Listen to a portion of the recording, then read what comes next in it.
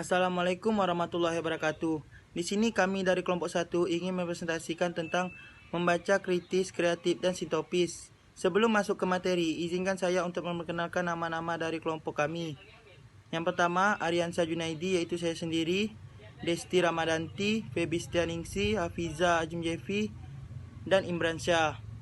Baiklah, materi yang pertama adalah pengertian membaca kritis.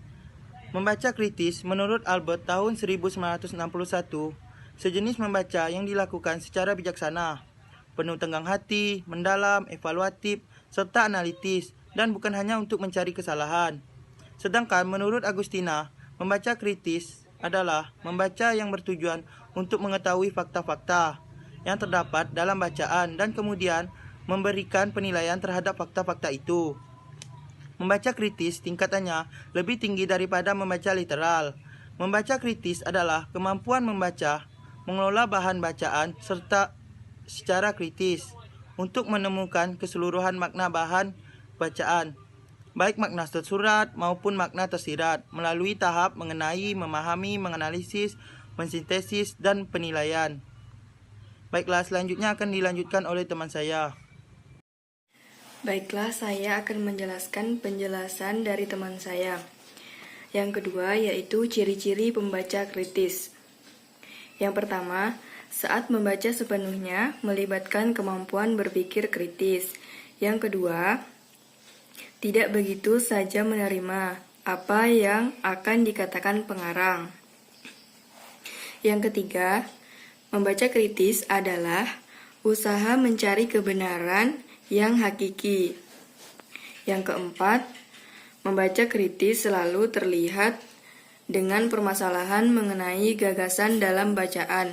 Yang kelima, membaca kritis adalah mengolah bahan bacaan, bukan mengingat atau menghafal. Dan yang keenam, hasil membaca untuk dilihat dan diterapkan, bukan untuk dilupakan atau dalam bahasa asing yang disebut long term memory.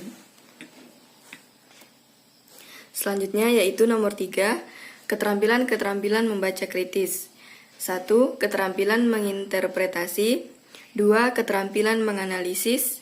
3. Keterampilan menginferensi. 4. Keterampilan mengevaluasi. 5. Keterampilan mengeksplanasi. Dan yang terakhir, keterampilan meregulasi diri. Baik, saya akan melanjutkan presentasi dari teman saya. Pengertian membaca kreatif. Creative reading merupakan proses membaca yang mendapatkan nilai tambahan dari pengetahuan baru yang terdapat dalam bacaan dengan cara mengidentifikasi atau mengkombinasikan pengetahuan yang sebelumnya yang didapat. Membaca kreatif adalah suatu kegiatan di mana terjadi proses untuk mendapatkan nilai tambah dari pengetahuan baru yang terdapat dalam bacaan.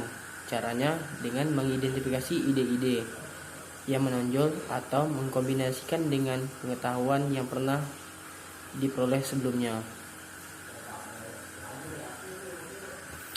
Ciri-ciri membaca kreatif.